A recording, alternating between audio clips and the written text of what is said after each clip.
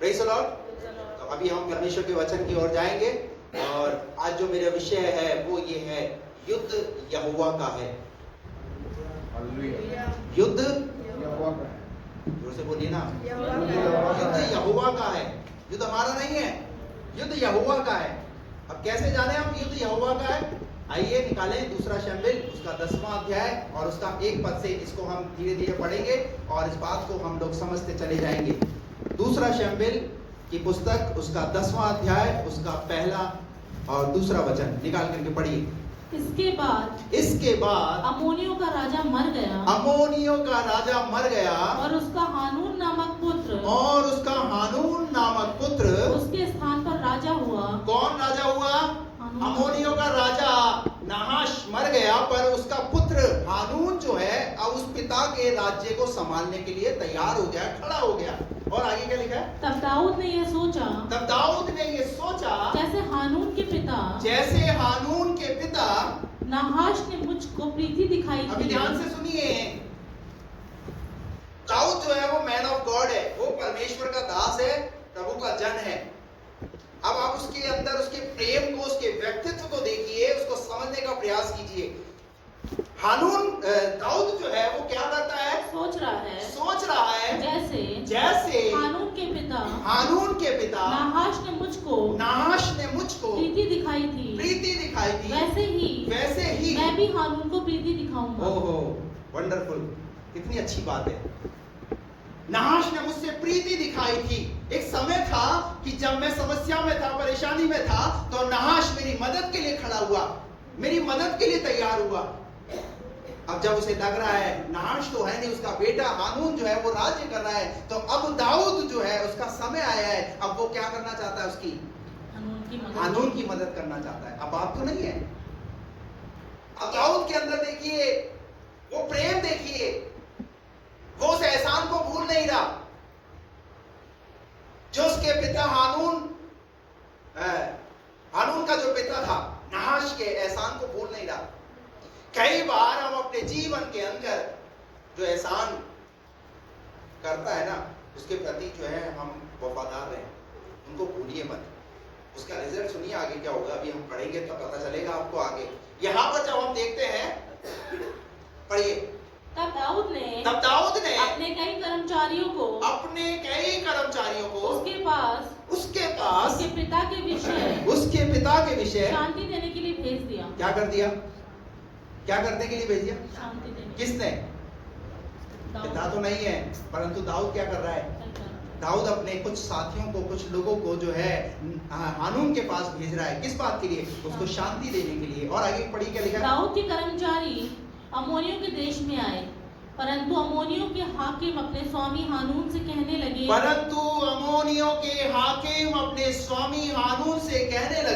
दाऊद ने जो तेरे पास शांति देने वाले भेजे हैं, क्या ये तेरी समझ में तेरे पिता का आदर करने के विचार से? अभी आप सुनिए यहाँ हुआ क्या। दाऊद के जीवन में किसी भी प्रकार से हानून के अंदर, हानून से बदला लेने के लिए, आप उसको कुछ ऐसा दिखाने के लिए वो नहीं है, परंतु पता है दाऊद क्या करना चाहता है? हानून की मदद करना चाहता है, उसको शांति देना चाहता है। पर जो हानून के जो साथ के लोग थे, उन्होंने क्या करा पता है? क्या करा? पढ़िए उस आयत को वापिस से। अम्मोनियों के हाकिम अपने स्वामी हानून से कहने लगे, अम्मोनियों के हाकिम उससे कहने लगे, दाऊद ने जो तेरे पास शांति देने वाले भेजे हैं, क्या ये तेरी समझ में तेरे पिता का आदर करने के विचार से भेजे हैं? पहली बात, हम किसकी सुनते हैं? हम किसकी सुनते हैं? यहाँ हानून ने किसकी सुनी? यहाँ हानून के राज्य के अंदर कुछ लोग थे, एडवाइजर थे, उन्होंने क्या करा? हानून को एडवाइस दिया। क्या एडवाइस दिया? दाऊद ने जो तेरे पास शांति देने वाले भेजे हैं, क्या तेरी समझ में तेरे पिता का आदर करने के विचार से भेजे हैं? चलो, ये क्या दे रहे हैं? उसको एडवाइस दे रहे हैं। और आगे बढ़िए क्या लिखा है? क्या दाऊद ने अपने कर्मचारियों को तेरे पास इसी विचार से नहीं भेजा कि इस नगर में ढूंढ करके और इसका भेद लेकर इसको उलट दे? दे। ओहो, देखिए सोच देखिए आप, दाऊद की ऐसी कोई सोच नहीं है। दाऊद तो हानून की मदद करना चाहता है, उसकी सहायता करना चाहता है, उसके साथ खड़ा हुआ है। क्यों? क्योंकि उसे उसके पिता का एहसान उसे पता है। कई बार कलीसिया के अंदर भी पास्टर कलीसिया को आगे बढ़ाने के लिए, कलीसिया की उन्नति के लिए सब बातें करेगा, परंतु जो बाहर जो कलीसिया छोड़कर गए हैं या दूसरे लोग हैं ना, वो क्या करेंगे? वो पास्टर के प्रति नफरत भरने का प्रयास करेंगे। हेलो, सुन रहे हो आप लोग? काम साथ लाए हो? हाँ, साथ ही रखना है जब तक संदेश खत्म हो। दाऊद के अंदर कुछ भी ऐसा नहीं है, परंतु जो दूसरे लोग हैं उनकी एडवाइस को क्या करा हानून ने? उनकी एडवाइस को हानून ने एक्सेप्ट किया। अरे आप किसकी सुनते हो?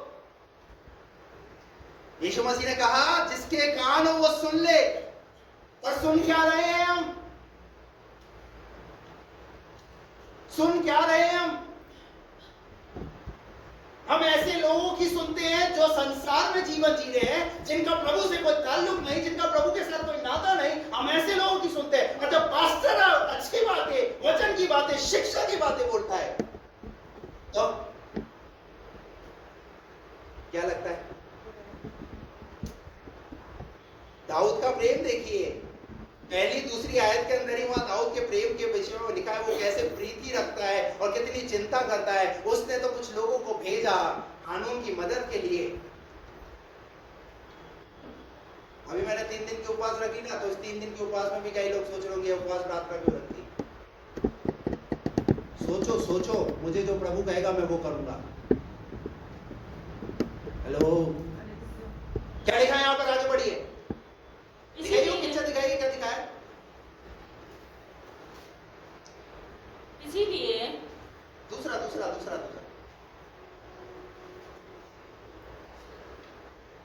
चलिए पढ़िए। इसीलिए हानून ने दाऊद के कर्मचारियों को पकड़ा। ये जो ऐसे कान करने वाले लोग हैं ना, आपके इर्द गिर्द ही है। आप जहां नौकरी करते हैं, आप जहां बिजनेस करते हैं, वो क्या करेंगे? आपको एक सच्चाई के मार्ग से, प्रभु के रास्ते से आपको विहीन कर देंगे, अलग लेकर के चले जाएंगे। और यहां लिखा हुआ है इसीलिए हानून ने दाऊद के कर्मचारियों को पकड़ा और उनकी आधी दाढ़ी मुंडवाकर क्या करा? क्या मिल रहा है उन्हें? कैसी इज्जत मिल रही है उन्हें? दाऊद के कर्मचारियों को उन्होंने पकड़ा और उनकी आधी दाढ़ी मुंडवाकर और आधे वस्त्र। अभी सुनिए, आधी दाढ़ी मुंडवाना इसका मतलब जब लोग आगे से देखे तो इनका मजाक बनाए, और पीछे वाला जो हिस्सा है, शरीर वाला हिस्सा, वो पिक्चर लगा दो भैया ताकि आपको समझ में आ जाए। पीछे वाला जो हिस्सा है वहां से भी क्या किया जाए? आधा उनका वस्त्र, ताकि जब ये रोड से निकले चले तो लोग इनका तमाशा बनाए, लोग इनका मजाक बनाए। आए काहे के लिए थे? ये तो दाऊद का संदेश लेकर के आए थे, ये तो शांति का संदेश लेकर के आए थे, ये तो खुशी का संदेश लेकर के आए, पर इन्हें मिल क्या रहा है? एक पास्टर कलीसिया के लिए, कलीसिया के लोगों के लिए, आत्मिक उन्नति के लिए प्रार्थना करता है, दुआ करता है, वचन सिखाता है, उनके लिए खड़ा होता है, पर पास्टर को मिलता क्या है? क्या मिलता है? हमारा पादरी तो बेकार पादरी, हमारा पादरी अच्छा पादरी नहीं। क्या कर दिया? आधी दाढ़ी और आधे वस्त्र क्या कर दिए? अर्थात नितंब तक जो मनुष्य का जिस पार्ट को हम लोग ढक करके रखते हैं, उस जगह से उनके कपड़ों को कटवा दिया। अब सोचिए ये हुआ कैसे? ये हानून ने सोच करके नहीं किया, पर हानून ने दूसरे लोगों की सुन करके किया। मैं जो आपको सिखा रहा हूँ वो ये सिखा रहा हूँ कि आप दूसरे लोगों की कितनी सुन रहे हो और उस पर कितने चल रहे हो। दूसरा व्यक्ति आपको कहां ले जा सकता है, किस राह पर ले जा सकता है। अंजाम आगे बताऊंगा मैं आपको, अंजाम क्या हुआ है जब आप ऐसे लोगों की सुनोगे ना, तो अंजाम क्या होगा। हानून ने क्या करा, उन लोगों को पकड़ करके दाढ़ी मुंडवा कर, क्या करवा करके, क्या करवा करके, दाढ़ी मुंडवा करके और आधे वस्त्र अर्थात नितंब तक कटवा कर उनको जाने दिया। ध्यान रखना, अगर ऐसे व्यक्ति अगर सही नहीं है तो आपके रिश्ते खराब कर देंगे। अगर ऐसे व्यक्ति सही नहीं है आपके राज्य के अंदर, आपके घर के अंदर, आपके इर्द गिर्द, तो वो क्या करेंगे, आपके रिश्ते खराब कर देंगे, उस माहौल को खराब कर देंगे। और क्या करा यहाँ पर, एक ऐसा वातावरण क्रिएट हो गया, एक ऐसा माहौल क्रिएट हो गया। वो तो एक शांति का संदेश लेकर के आए थे, आनंद का संदेश लेकर के आए, और उन्हें मिल क्या रहा है, बेइज्जती। और कैसी बेइज्जती, आधी दाढ़ी और पीछे से आधे वस्त्र उनके क्या कर दिए, आधे वस्त्र उनके कटवा दिए। हालेलुया। आपने किसकी सुनी। और दूसरी बात है, आपको सुन करके आपका रिएक्शन क्या है। हेलो, आप लिख लीजिए आप इस बात को, आपने किसकी सुनी और सुन करके आपने क्या रिएक्शन लिया, क्या रिएक्शन ले रहे हो आप। बहुत सारे लोग कलीसिया छोड़कर चले जाते हैं, चले जाओ चले जाओ। सुन किसकी रहे हो ना आप अपने प्रभु की सुनो ना, अपने पास्टर की सुनो ना। पर अड़ा धड़ा पड़ा, हाँ नितिन किस पे पड़ा, अरे जोर से चर्च पे पड़ा। ये देखो ये अजमेर से आते हैं, उनके पादरी बहुत भुगते हुए, पास्टर बहुत भुगतता है भैया, क्या करें।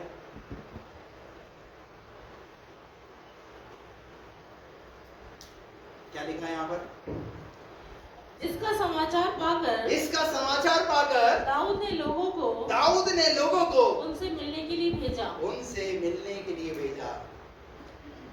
क्योंकि वे बहुत लजाते थे। आगे पढ़िए। और राजा ने कहा, जब तक तुम्हारी दाढ़ियां बढ़ न जाए, तब तक यरीहो में ठहरे रहो। अभी सुनिए, दाऊद तक ये खबर पता चल गई। किस तक, दाऊद को जैसे ही खबर पता चली कि मैंने अपने कुछ सहयोगियों को भेजा और मेरे सहयोगियों के साथ हानून ने कैसा बर्ताव किया, तो दाऊद ने क्या किया, क्या लिखा यहाँ पर, और राजा ने कहा जब तक तुम्हारी दाढ़ी ना बढ़ जाए तब तक यरीहो में ठहरे रहो। तब तक तुम कहाँ ठहरे रहना, यरीहो में। अरे कैसा पादरी है, अरे कैसा राजा है। हमने तो उसके लिए इधर संदेश लेकर आए और हमारे लिए इन लोगों ने कोई अच्छा इंतजाम नहीं किया, बल्कि हमारा क्या कर दिया, हमारी दाढ़ी और हमारे वस्त्र काट दिए। और दाऊद क्या कह रहा है, जब तक तुम्हारी दाढ़ी ना बढ़ जाए तुम यरीहो में ठहरे रहना। यरीहो का मतलब है शांति वाली जगह, पीस वाली जगह। हेलो, दाऊद पता क्या कह रहा है उन्हें, तुम यहां पर ठहरे रहना। ठहरे रहने के पीछे दाऊद की क्या योजना है, दाऊद की क्या मनसा है, दाऊद क्या सोच रहा है, उसके दिमाग में क्या चल रहा है, ये इनको नहीं पता। और जैसे ही दाऊद ने बोला होगा तुम वहां ठहरे रहना, अब इन लोगों के मन में क्या आया होगा पता है, दाऊद के प्रति कड़वाहट। क्या कड़वाहट, अरे हमारे साथ तो हम राजा का संदेश लेकर गए, पर हमारे साथ जो जुल्म हुआ, राजा को चिंता ही नहीं, हमारी परवाह नहीं राजा को। पर राजा उन्हें क्या कह रहा है पता है, थोड़े समय यरीहो के अंदर ठहरे रहना, जब तक तुम्हारी दाढ़ी ना बढ़ जाए। इनको पता नहीं है दाऊद उधर क्या करने वाला है। Hallelujah, praise the lord. दाऊद उनके लिए युद्ध करने के लिए तैयार कर रहा है अपने आप को। हालेलुया। और आपको एक और बात मैं बताऊं, अगर ये दाऊद के पास, दाऊद के राज्य के अंदर आ जाते, दाढ़ी कटी हुई और इसी वस्त्र के हालात के अंदर, तो पूरी प्रजा के अंदर पता है क्या माहौल होता, क्या माहौल होता, पूरी प्रजा के अंदर एक कड़वाहट आ जाती। किस प्रकार की कड़वाहट आ जाती, अरे राजा ने तो हानून के पास भेजा था, पर राजा के कर्मचारियों के साथ देखिए कैसा दुर्व्यवहार किया गया। पूरी की पूरी प्रजा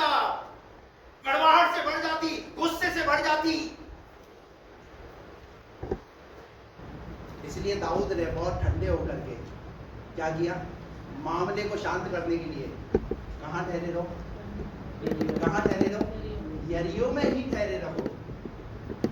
यरीहो में इसलिए ठहरे रहो, जब तुम्हारी दाढ़ी बढ़ जाएगी ना, उसके बाद जब तुम आओगे तब तुम्हें पता चलेगा मैंने क्या किया। कई लोग अपने जीवन के अंदर ये सोचते हैं कि मैं तो इतनी बड़ी प्रॉब्लम से गुजर रहा हूं, मैं तो इतनी बड़ी समस्या से गुजर रहा हूं, प्रभु को मेरी चिंता ही नहीं है। अरे तुम्हारे प्रभु को क्यों तुम्हारी चिंता नहीं है? वो तुम्हारी चिंता करता है, वो कुछ ना कुछ प्लान कर रहा है, वो कुछ ना कुछ योजना बना रहा है, कुछ ना कुछ चीज ऐसी तैयार कर रहा है। आपकी परिस्थिति को देख करके वो चुप बैठने वाला नहीं है। अगर उसने आपको भेजा है तो वो जरूर कुछ ना कुछ करेगा।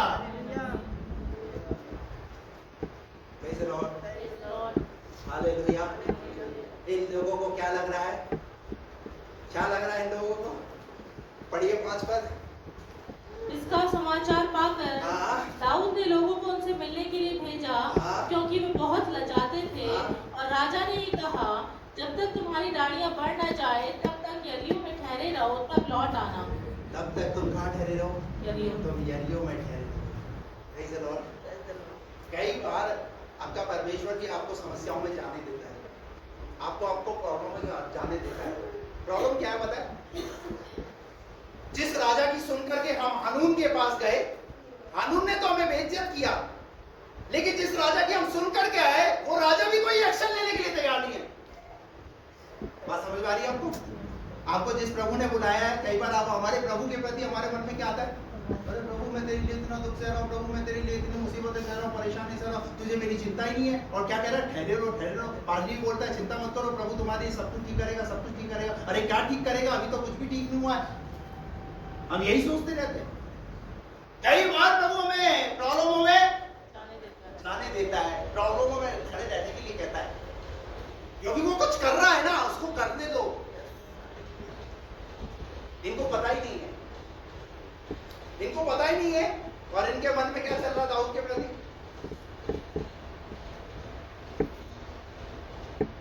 5 पद पढ़िए। इसका समाचार पाकर दाऊद ने लोगों को उनसे मिलने के लिए भेजा, क्योंकि वे बहुत लजाते थे। और राजा ने ये कहा, जब तक तुम्हारी दाढ़ियां बढ़ न जाए तब तक यरीहो में ठहरे रहो, तब लौट आना। तुम यरीहो में ठहरे रहो। तब तक तुम यरीहो में ठहरे रहो। कई बार हमें परमेश्वर की योजनाएं समझ में नहीं आती। अपने बाजू वाले से पूछो, क्या तुझे प्रभु की योजना समझ में आई? समझ में आई है? नहीं आई ना? लेकिन वो युद्ध लड़ता है, वो तुम्हारे लिए युद्ध लड़ता है। वो चुपचाप बैठने वाला नहीं है, वो शांत रहने वाला नहीं है। अगर तुम समस्याओं में हो, अगर तुम प्रॉब्लम में हो, तो वो चुप बैठने वाला नहीं है। हालेलुया। बाइबल ऐसा कहती है 6 पद के अंदर, जब अम्मोनियों ने देखा हमसे दाऊद अप्रसन्न है, हमसे दाऊद अप्रसन्न है, तब अम्मोनियों ने रेहोब और सोबा के 20,000 अरामी प्यादों को और 1000 पुरुषों समेत माका के राजा को और 12,000 तौबी पुरुषों को वेतन पर बुलवाया। हालेलुया। Praise the Lord. हाथ उठाकर प्रभु को धन्यवाद करो। दाऊद ने युद्ध का ऐलान कर दिया। ये बात इन लोगों को पता नहीं है जो यरीहो में ठहरे हुए हैं, परंतु इधर दाऊद को जैसे ही पता चला मेरे साथियों के साथ, मेरे लोगों के साथ हानून ने जो बर्ताव किया वो ठीक नहीं किया है, अब मैं चुप रहने वाला नहीं हूं।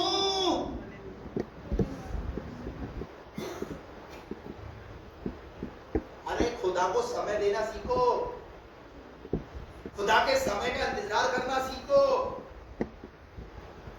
Praise the Lord. वो युद्ध लड़ेगा, वो चुप बैठने वाला नहीं है।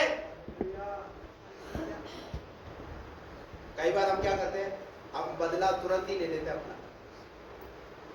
तो बोलता है ठीक है तूने कर लिया ना, फिर ठीक है, मुझे हाथ डालने की जरूरत तो नहीं ना, ठीक है बस। फिर वो बोलता तूने तेरी लड़ाई लड़ ली।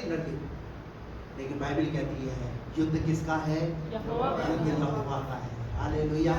उस यहोवा को युद्ध में लड़ने दो, और जब वो लड़ेगा ना तुम्हें पता ही नहीं चलेगा। हालेलुया। और बाइबल ऐसा कहती है दाऊद ने क्या किया? दाऊद ने युद्ध का ऐलान कर दिया। किसके ऊपर? हानून के ऊपर।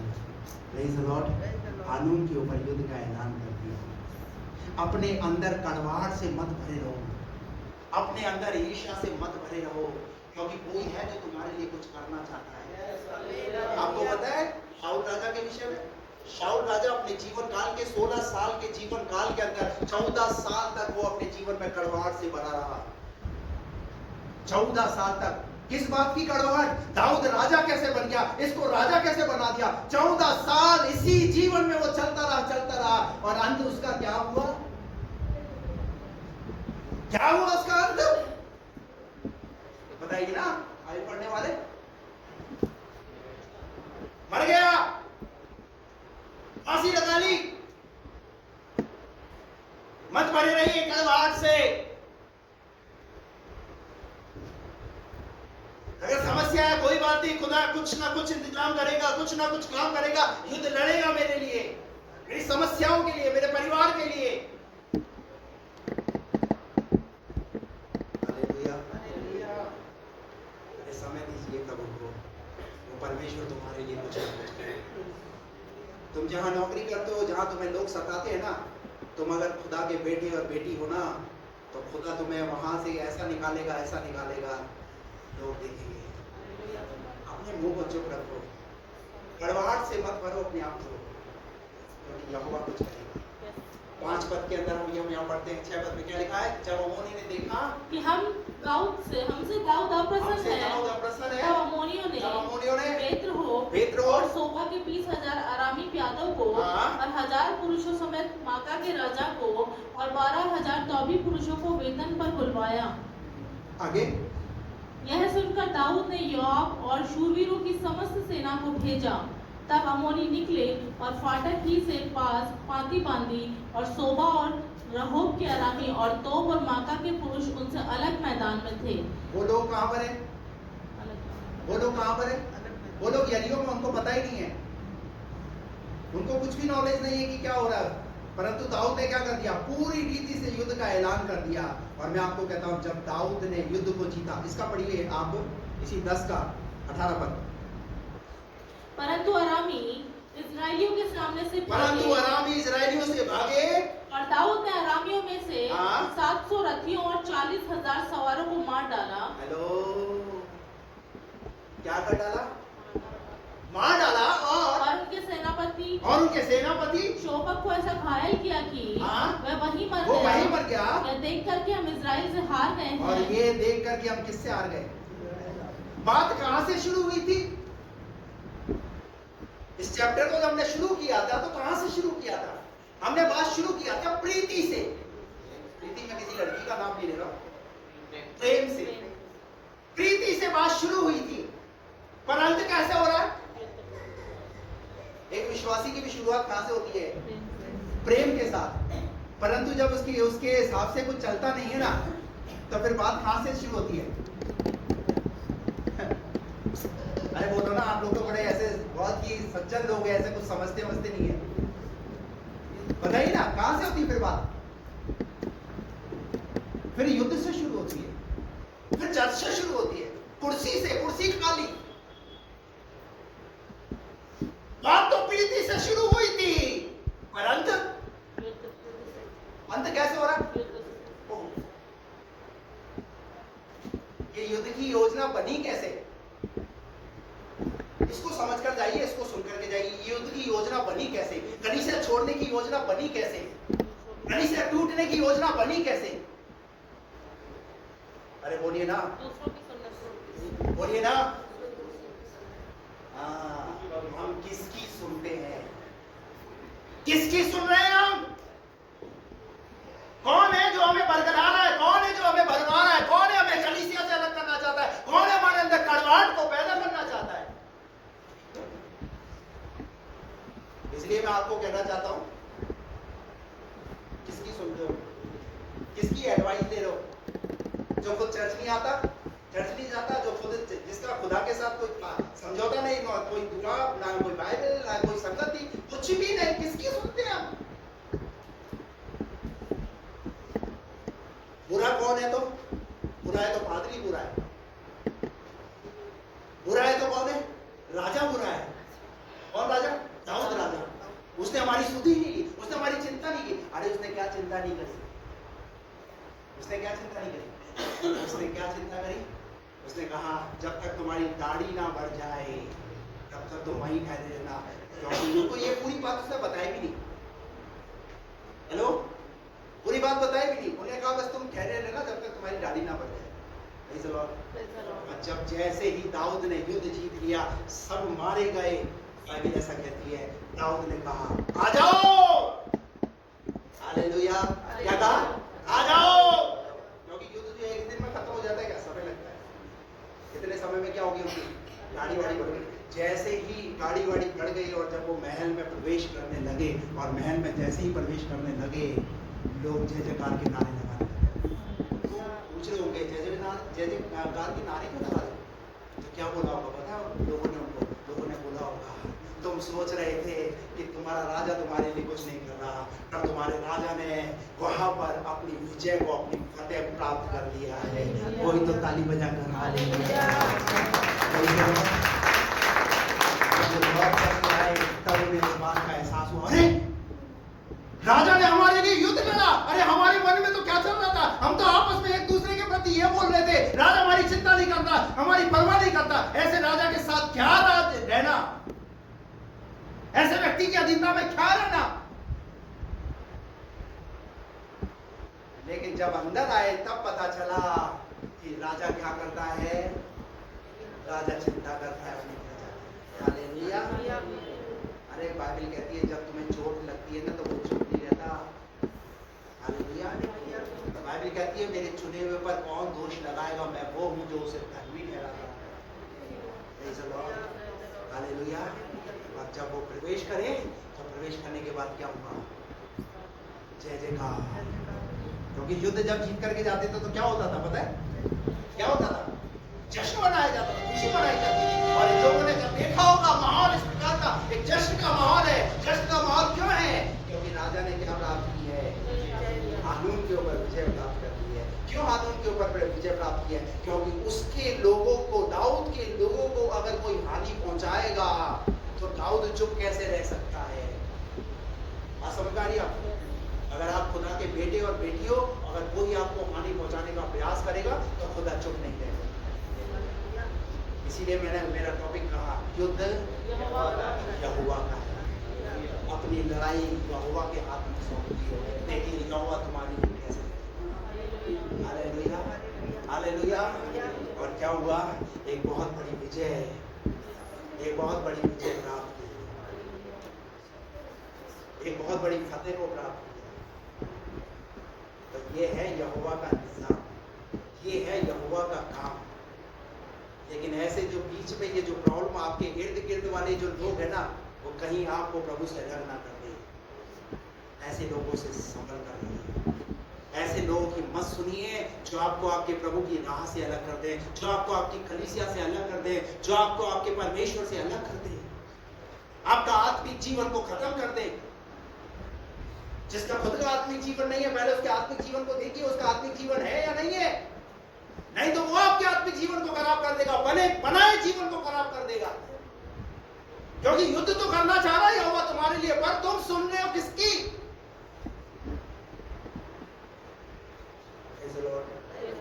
हालेलुया। क्या दिलाई यहोवा ने? यहोवा ने विजय, और वो यहोवा हमें विजय दिलाने वाला पर अपनी लड़ाई अपने आप नहीं, उसके हाथ में। भाई में एक जगह नहीं, कई जगह भाई में कहा है तुम चुप रहो, यहोवा तुम्हारे लिए, यहोवा तुम्हारे लिए। आइए सब अपनी आंखों को